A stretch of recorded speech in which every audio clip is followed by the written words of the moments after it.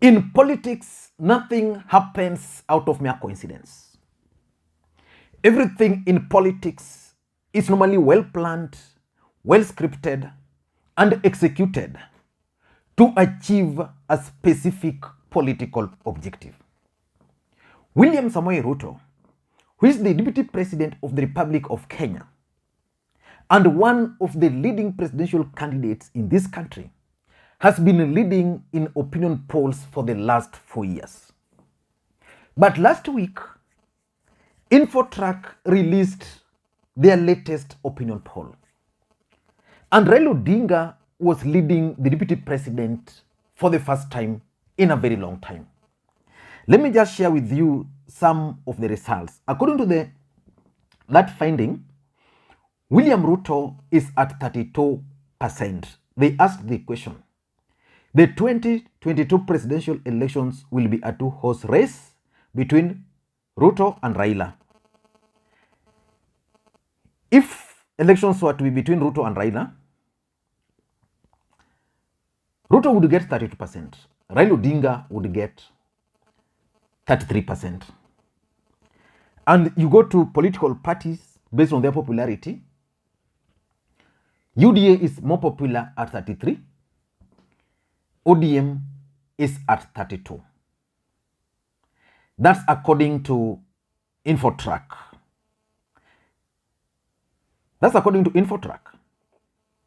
And then the moment they released that poll, the Star Kenya, the Star newspaper, through their Twitter handle, also conducted an opinion poll. And they asked a simple question. According to Infotrack, ODM leader would win presidential elections if polls are held today, beating Ruto. Do you agree with the survey? Again, during their opinion poll, which was on Twitter, and you know, Twitter you can't rig, 51% said yes, they agreed with that poll. And 49% said no, they don't agree. Again, Raila Odinga was leading. And it has been consistent. Mutai Ngunyi has been conducting monthly opinion polls on his Twitter handle. In that opinion polls, Raila Odinga has also consistently been gaining the ground. So in this video today, I want us to look at the objective of this particular poll. Why Raila Odinga is actually leading currently in the opinion polls. But before we do that, I want to take this opportunity, guys, to thank you so much. You guys have been amazing this year. Without your support, I don't know whether we'd be here today. But when we began the year, it was a bit tough. Most of you guys encouraged me to push on. I know I used to receive several phone calls. Some I could not even manage to respond to. Several messages, encouragement, people giving me ideas. Majority of you did that. I know most of you came here when we are already 50,000 or 100, but we are glad we are here. We are racing to 150,000. Hopefully by next year, we'll be hitting 200 or 300,000. It's just because of your support. I know there are people here, every time I post a video, they will always be the first to watch. I want to thank you guys from the bottom of my heart.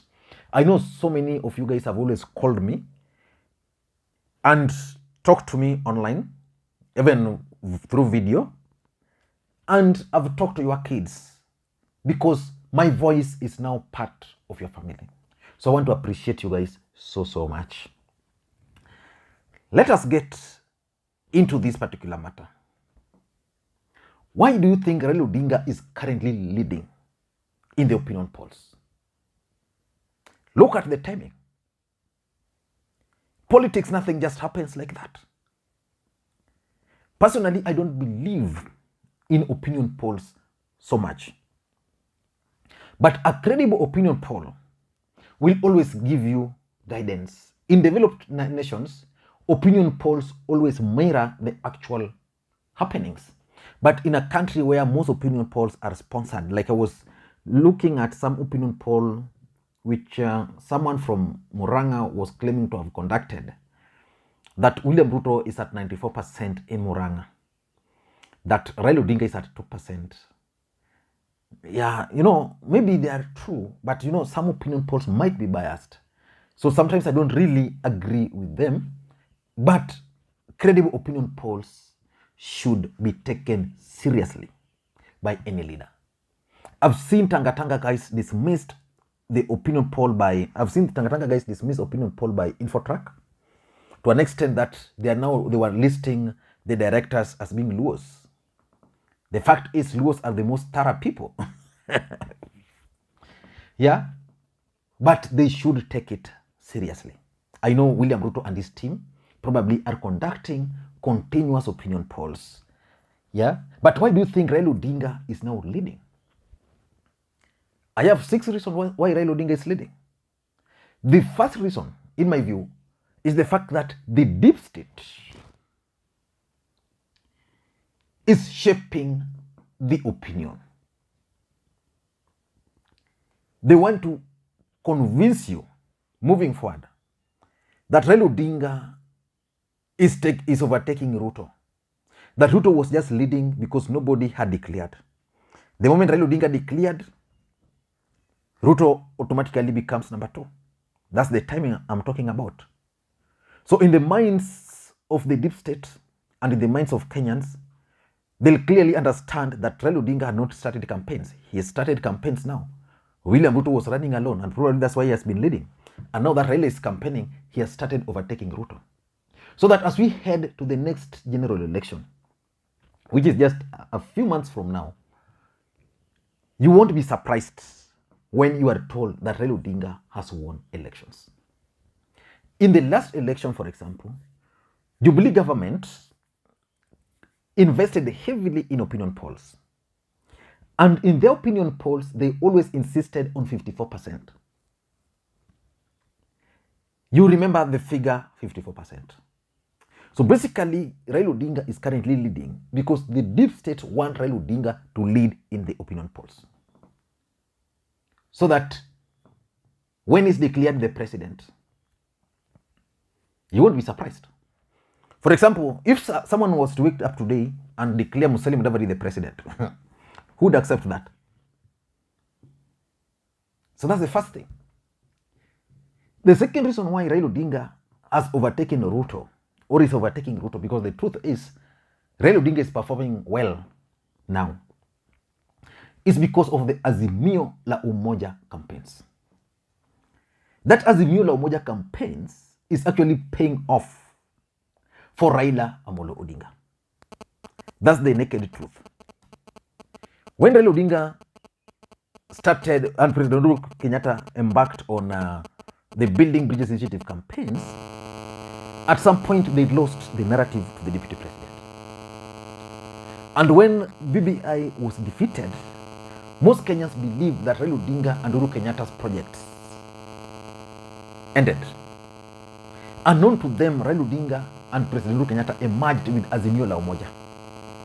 Azimio la Umoja initiative has actually been well received in this country. And because the campaigns of Azimio la Umoja were well organized, coordinated across the country. It began like in Nakuru. From Nakuru, I think they went to Mombasa. From Mombasa, they went to Kisii. It was well thought out campaigns. That campaign is the reason why Raila Odinga is leading in opinion polls. And if not leading, that's why Raila Odinga is gaining from Mutai Ngunyi's figures to other opinion polls.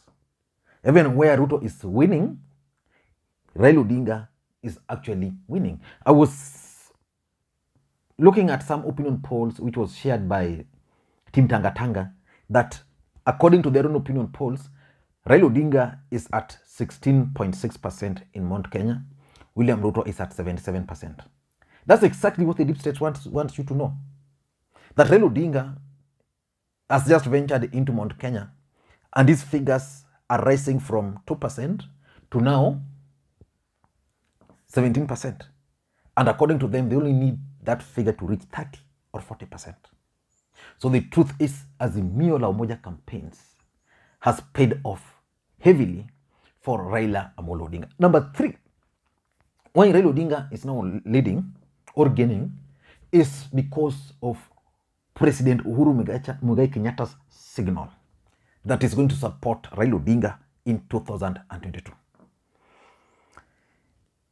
That signal has played a huge role. There are those who are now willing to put their money in Raila Odinga's campaign. There were those who are still undecided because they didn't know where Raila Odinga was standing. One of them, for example, someone like Wambugu Muchiri. We've seen several other leaders from the larger Mount Kenya region now supporting Raila because the president has signaled where he's going to head. What about Raila Odinga's support base? If there's one thing Raila Odinga supporters don't believe in, is that Raila Odinga can just go to the polls, they vote for him, and is declared the president. They've always believed that Raila Odinga has always won in the previous elections. So what Raila Odinga has been lacking is the deep state and the system. By President Uhuru Kenyatta signaling supporting Raila, these guys are now re-energized. They now believe that Raila Odinga can actually become the president. So those who are saying in opinion polls that they were not going to vote, because if you're asked who would you vote for in 2022, and you're given there's Ruto, there's Raila, there's Mudavadi, and then there is I don't know, I don't care. There are those who are saying I don't care. Now they care. They're saying now Raila Odinga, and that's why Raila Odinga's figures are moving that fast. So Uhuru Kenyatta's endorsement, and I'm repeating this again. The day President Uhuru Kenyatta will take the microphone, which is going to happen in January, and announce that he's going to support Raila Odinga for the presidency, that will be the game changer. For now, people like Mudavadi are still believing, Uhuru can support them, or they can still question why they are not being taken seriously. But the moment Uhuru will do that, that will be the game changer. Number 4, why Raila Odinga is now leading or gaining in popularity is because of his acceptability in the larger Mount Kenya region. The truth of the matter is that Raila Odinga is gaining in the larger Mount Kenya region.